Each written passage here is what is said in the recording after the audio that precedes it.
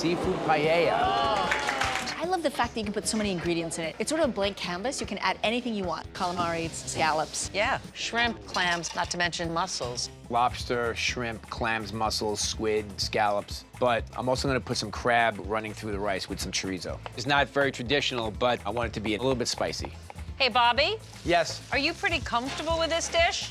With this dish, yeah, I'm pretty comfortable with it. It's just a lot to do in a short period of time.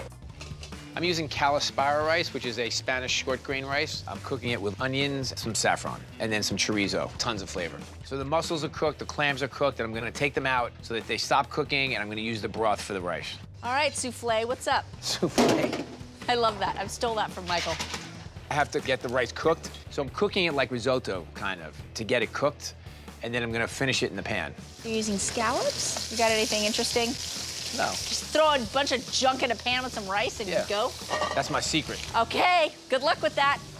Then I add some of the yellow chili from Peru into the rice. I want that sort of fruity heat.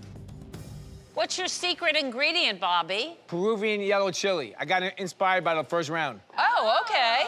Oh, okay. Okay. Bobby, it was Nicholas who used that chili. Yeah, I know. Yeah, well, where is he?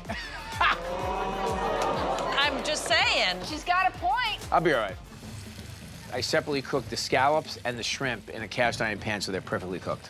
On the shrimp, I'm putting some smoked paprika. It's very Spanish. So the lobsters, they come out of the boiling water, they go into an ice bath, so they stop cooking. I'm cooking literally like 10 things at once. So now I'm working on the calamari. I'm just gonna saute the rings and the tentacles.